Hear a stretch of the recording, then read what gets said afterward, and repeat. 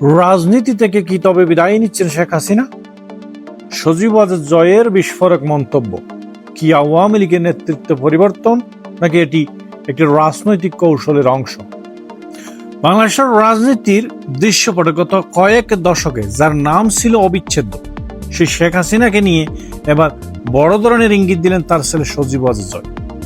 কাতার ভিত্তিক আন্তর্জাতিক সংবাদ মাধ্যম আল জাজিরাকে দেয়া এক বিশেষ সাক্ষাৎকারে জয় জানিয়েছেন, শেখ হাসিনা আর সক্রিয় রাজনীতিতে ফিরতে আগ্রহী নন। আওয়ামী লীগের নেতৃত্ব এবং শেখ হাসিনার দেশে ফেরার পরিকল্পনা নিয়ে জয়ের এই বক্তব্য রাজনৈতিক মহলে তৈরি করেছে নতুন সমীকরণ।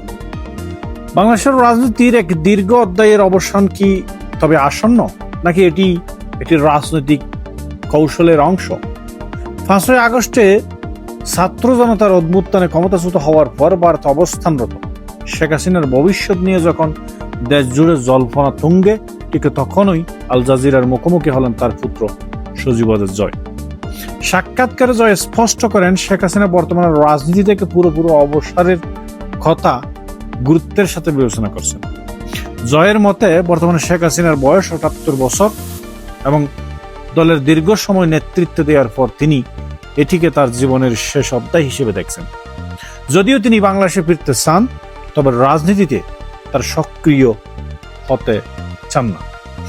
জয়ের ভাষায় শেখ হাসিনা বিদেশে স্থায়ীভাবে থাকতে আগ্রহী নন, বরং নিজ ভূমিতেই ফিরতে চান। তবে সেই ফেরা হবে একজন সাধারণ নাগরিক হিসেবে, দলের প্রধান হিসেবে নয়।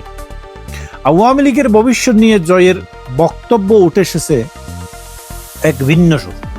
আল জাজিরার সাংবাদিকের এক প্রশ্নের উত্তরে তিনি স্বীকার করেন যে শেখ হাসিনাকে ছাড়াও আওয়ামী লীগ চলতে পারে।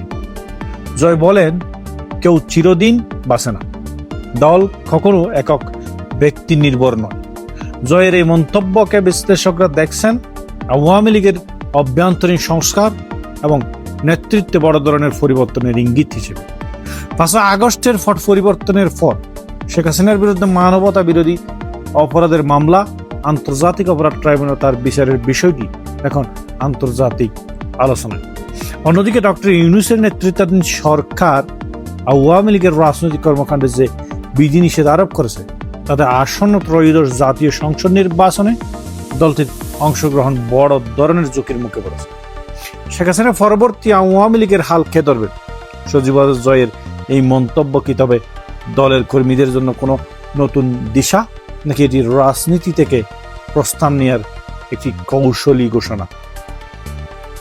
তবে রাজনৈতিক বিশ্লেষকরা মনে করছেন এটি একটি রাজনৈতিক কৌশল হতে পারে। যেমন শেখ হাসিনার অবসরের কথা বলে আওয়ামী লীগ মাঠের রাজনীতি দখল করতে এই কৌশলটি অবলম্বন করতে পারে। এর পাশাপাশি বিএনপিতেও যেহেতু বেগম জিয়ার মৃত্যুর পর তারেক জিয়ার নেতৃত্ব আসছে, সেহেতু আওয়ামী লীগেও তার সমবয়সী বা সমমান নেতৃত্ব আনতে চাইছে। তবে 5 আগস্টের পর থেকে সজীব ওয়াজেদ জয় অনলাইনে দলের পক্ষে যে ভূমিকা দেখিয়েছেন, সেটা আওয়ামী লীগ জয়ের নেতৃত্ব গুণ ইতিবাচক পরিবর্তন হিসেবে দেখছে। এখন দেখার পালা, সত্যিই কি হাসিনা অধ্যায়ের বিদায়? প্রিয় দর্শক, জয়ের এই মন্তব্য কি সত্যিই হাসিনার বিদায় নাকি রাজনৈতিক কৌশল? আপনার মন্তব্য কমেন্ট বক্সে জানাবেন।